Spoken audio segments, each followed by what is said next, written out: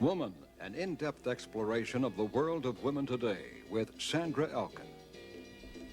Good evening and welcome to Woman. We're going to continue our look at the media. Tonight, feminist newspapers. With me is Nancy Borman, co-founder, co-publisher, and assignment editor of Majority Report, a bi-weekly feminist newspaper published in New York City. Also here is Janis Kelly, member of the Washington, D.C. Off Our Backs Collective. Off Our Backs is a monthly news journal for women published in Washington, D.C. Welcome to both of you. Why do we need a feminist press at all? Why do we need feminist newspapers? Well, we can see why when we go out and try to buy another kind of newspaper, which is the usual kind, and we see how they cover the issues that are most vital to women. They're always covered from a male point of view and from an establishment point of view, and a serious movement for social change like the women's movement is treated as a joke. So in the feminist press, we cover the issues from a woman's point of view, such as in the issue of rape. The way Majority Report is covering rape is to provide the readers with enough information so that they can avoid this particular rapist, find out his modus operandi, find out what the police are doing about it. But we don't care about the details of the crime or how attractive the victim was or detailed police information. This is what the daily newspapers thrive on, if they cover it at all. And we do care about routine rape because that's what women are afraid of, is routine Your rape. standard rape. Yeah. By and large, on almost anything that's basically concerned with women or of concern to women, the straight press simply doesn't do a very good job. I mean, we found over and over again that if we want something done well, we have to do it ourselves. If we want to really find out what's going on, we have to get in there and talk to the people ourselves and dig out the facts ourselves. And this is particularly true for us with issues which concern sort of non-spectacular women, normal women, or women in prisons, or poor women, or third world women, or women who are doing anything other than being superstars in a way that's acceptable to the male media. In the first place, we don't get the truth on what's going on. Issues are not presented in any kind of decent framework. As Nancy said, things which are vitally important to us are treated as a joke, and rape is certainly an example of that. And by and large, I don't think that we can afford to leave to a male-dominated press the job of covering what's going on in our lives. How did Majority Report begin? It's one of the oldest, isn't it? The oldest feminist newspaper? No, I think Off Our Backs is the about a oldest year one's older. still Off Our Backs is? Yeah. But we started in 1971 in Women's Strike Coalition when we were organizing joint demonstrations and joint conferences of the women's movement groups in New York. And actually, the task was too large for the small group of people who were involved, and we one of our jobs was to put out the newsletter. The newsletter was greeted with much more enthusiasm than any of the fundraising events that we organized to put the newsletter out with, and we soon found that our circulation warranted getting the funds for it with its own advertising. So it went from about $100 capital to... I mean, you started with $100? Yes, to a annual budget of something like $72,000. Yeah, I can't believe it. It doesn't take much to start. But that doesn't mean it, Yeah. it it doesn't need more. It's really hard to pay the bills and everything on account of being undercapitalized. I wouldn't say that was a good way to start anything. But that certainly is a sign of growth from $100,000 to $72,000. It's a sign of how desperately women need press of their own, because the reaction we got was for the coverage that we had credibility that they didn't get from even alternative press that was put out by men. Yeah, I mean, even at that time, the same thing happened with Off Our Backs. There were radical alternative journals of one kind or another, but they were all male-dominated. And in 1970, when Off Our Backs was being organized, the women who got together on it were a kind of mixture of people who were into the women's movement and people who were getting disillusioned with the New Left and felt the need for a newspaper that would put women first. And that's sort of how people got together. But Off Our Backs started in a sort of similar way, a group of women working together to put out, you know, a small publication which became larger, and starting out with very, very little money. I think that's real common with women's papers. It's certainly happening now. It's real common with women, I think. It's real common with women, because not having much money. But like now, there are small women's papers starting up in all kinds of places with just, you know, very little capital. Are there more than when you started, or fewer now? It's hard to say. I took a count about a year ago, and there were over 200 publications coming out regularly in the United States. Yeah, and many overseas. We get things from.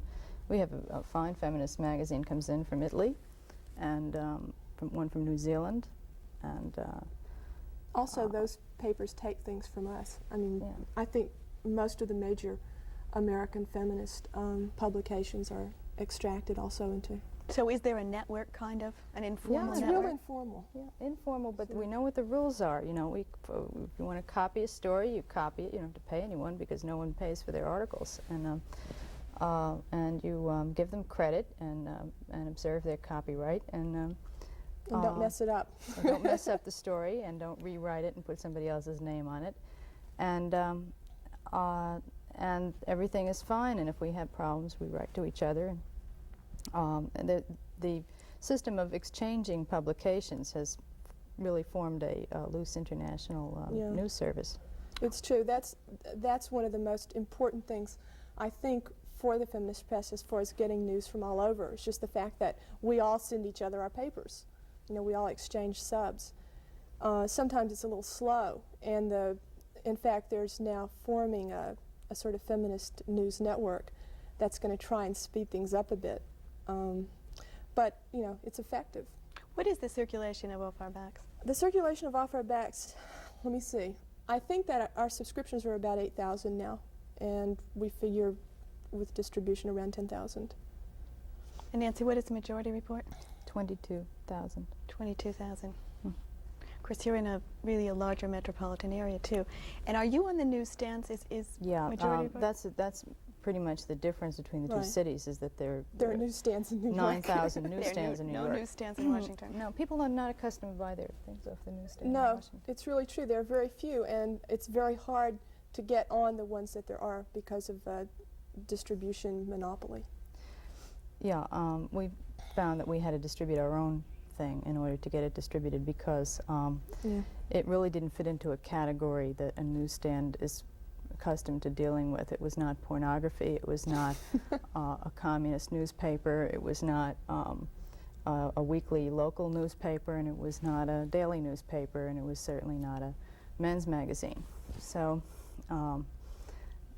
they couldn't figure out what to do with it, and we'd go to one newsstand and be hanging up next to one of your favorite pornography magazines, or another one and have it buried under the ethnic papers, and they don't know what to do with it. And newsstand distribution is a real, or even bookstores, is a continuing problem, I think, for most feminist publications, because by and large you can't trust straight distributors any more than you can trust, you know, Standard anything else. And if you can't do it yourself or have somebody you know personally do it. So how do you distribute it?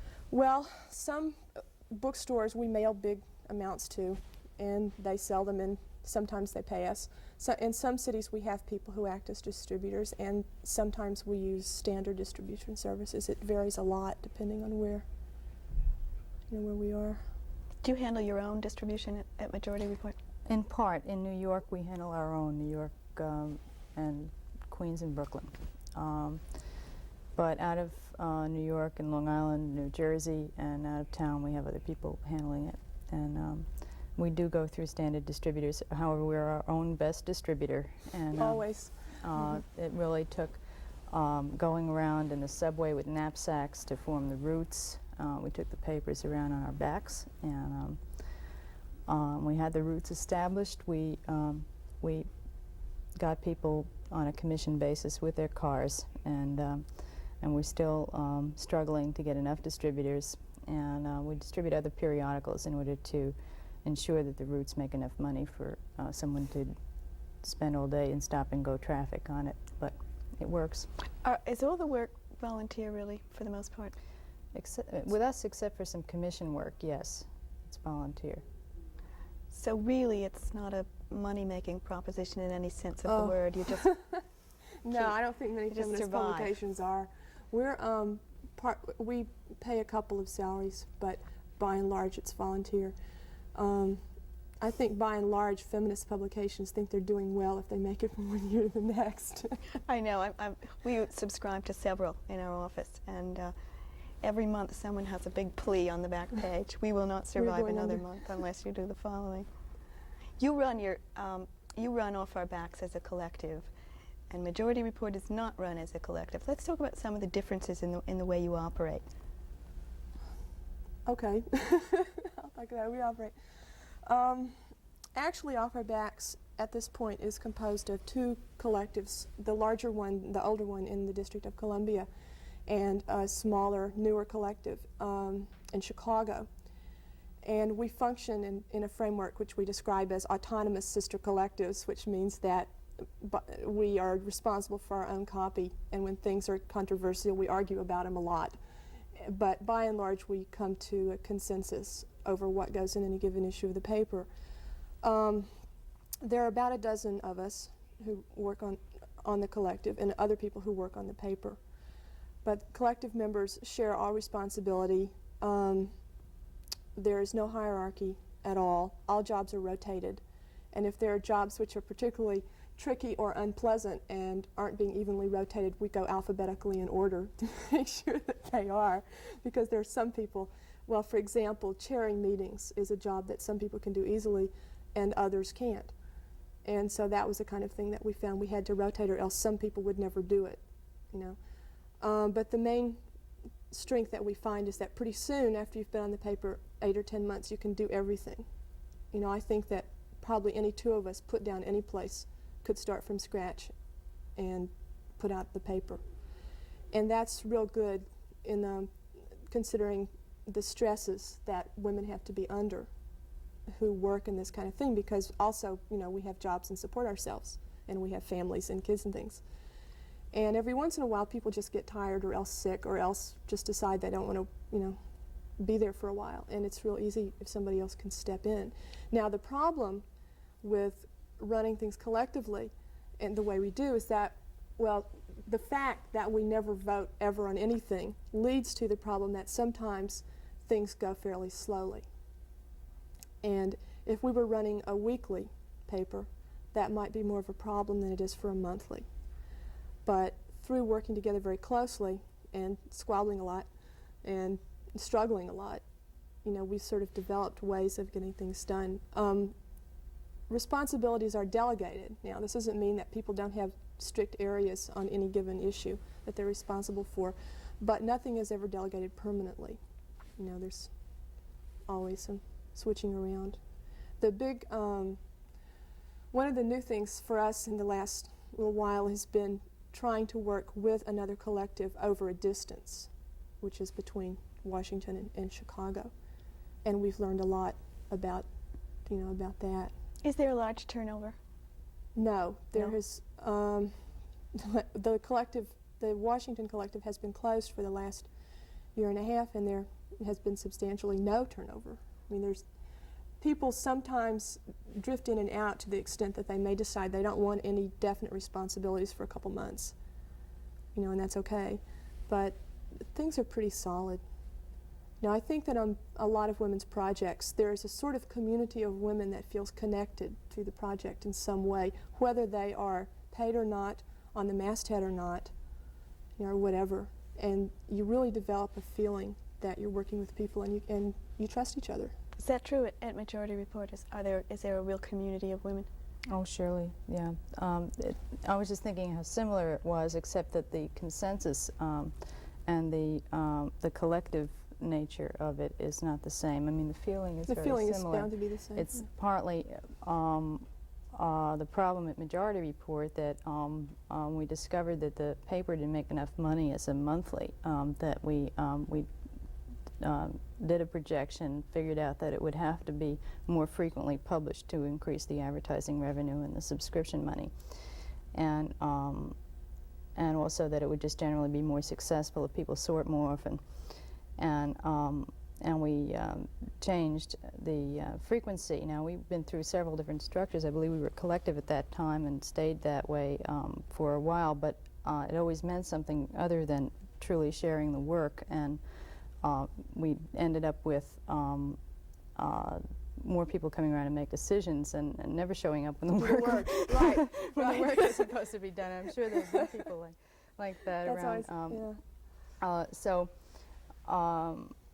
It soon fell back that a few of us had more responsibility and were doing more of the work, and we started to take more of the decision making ourselves, and it was things like whether to buy a typesetting machine for $14,000 or to keep paying the typesetting bills, and that's a big decision for women who have no money and have to function on credit and make up their minds that they personally will owe that money. And we've been a partnership for a couple of years, and this has seemed to work out pretty well so far. And, one of the criticisms that I'm sure you've heard, and I've heard, of feminist newspapers is that it's advocacy journalism, that you're not in the league with, say, the New York Times. Sometimes there are gross misspellings and things like that in the papers, and sloppier words that I've heard.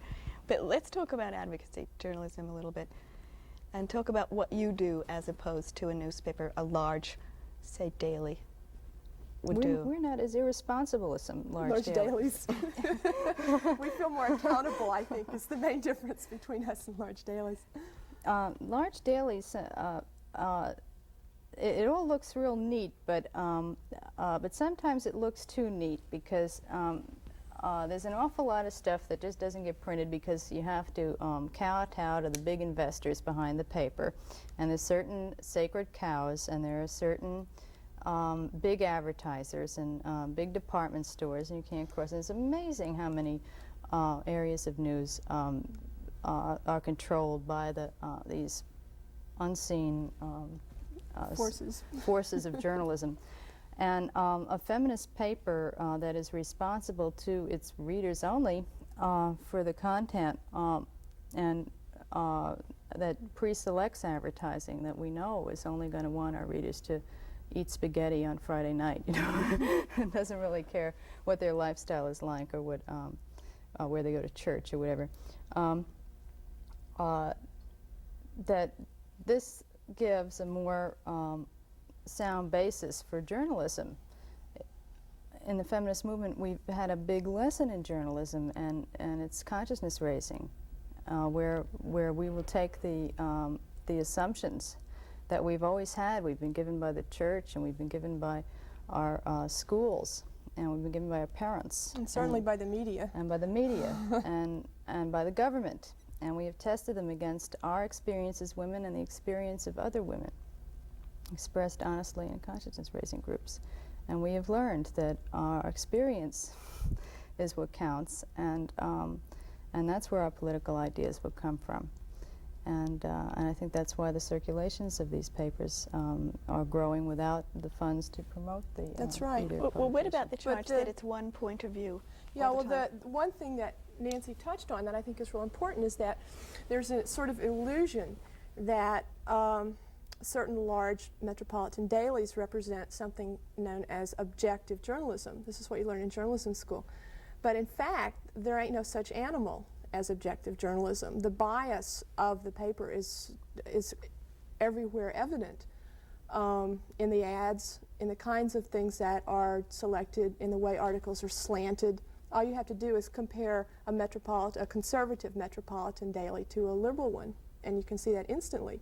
The fact that those papers operate within a male supremacist, male-dominated capitalist system colors everything that's in them. The difference between them and us is that we're honest about it.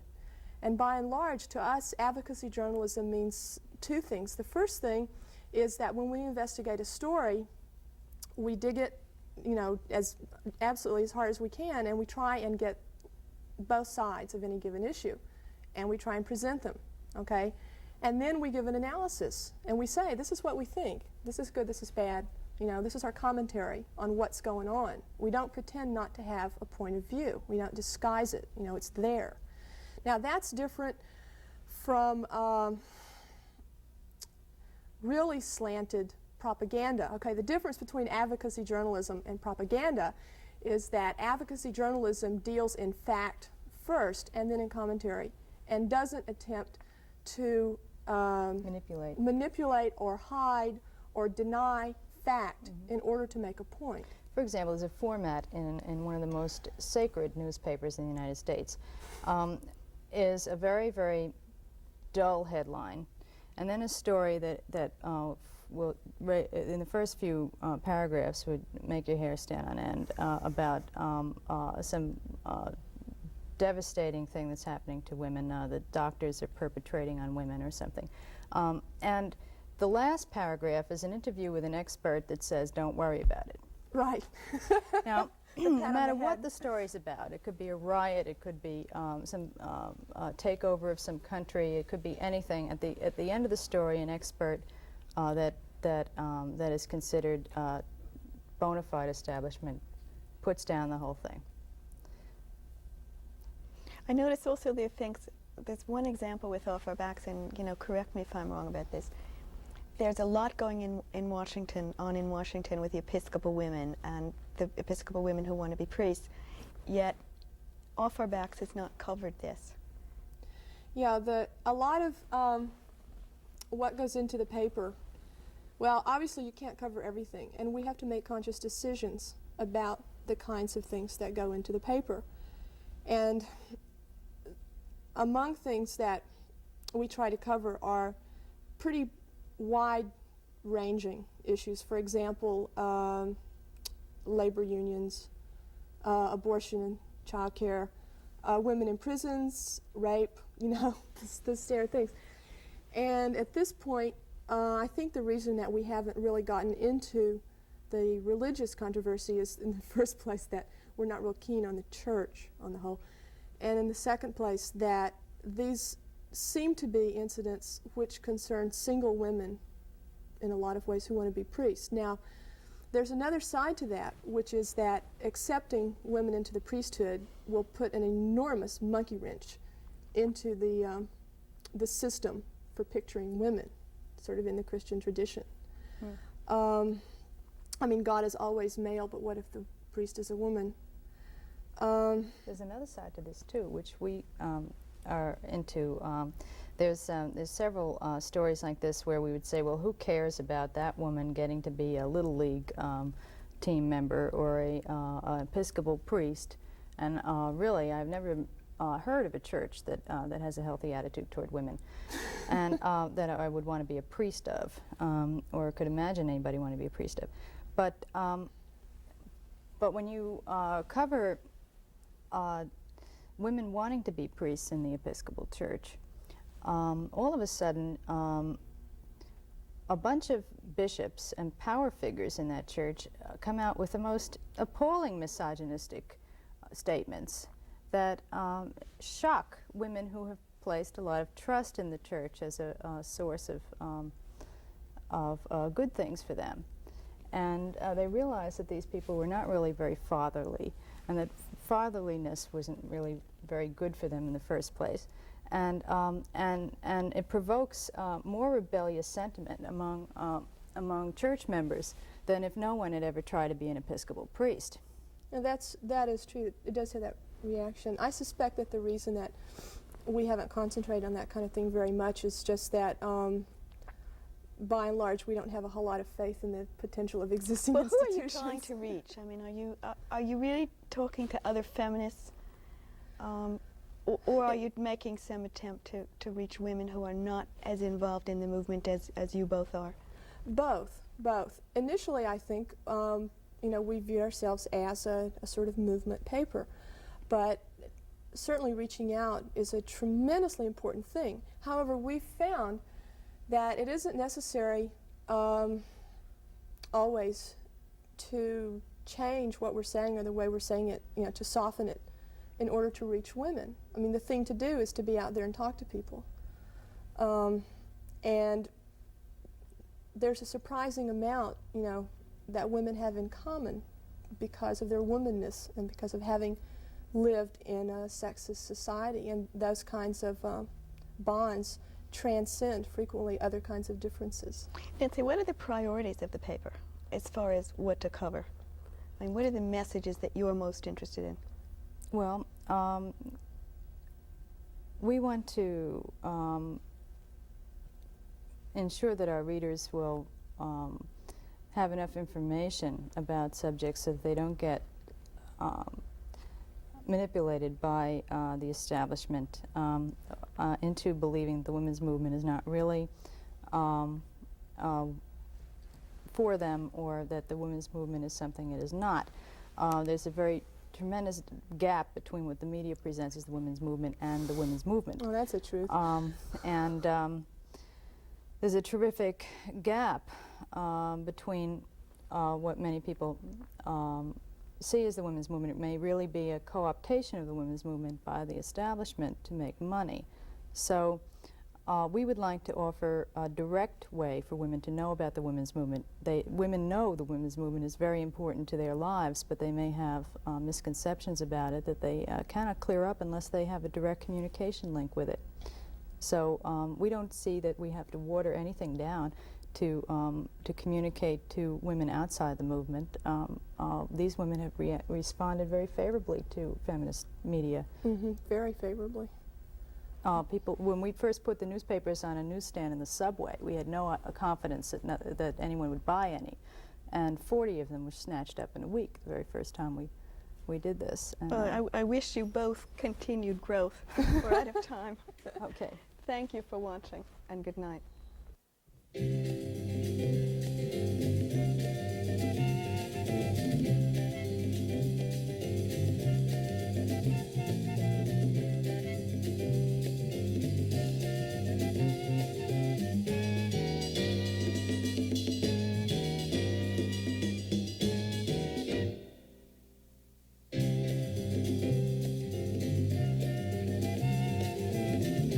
Produced by WNED-TV, which is solely responsible for its content, and was funded by public television stations, the Ford Foundation, and the Corporation for Public Broadcasting.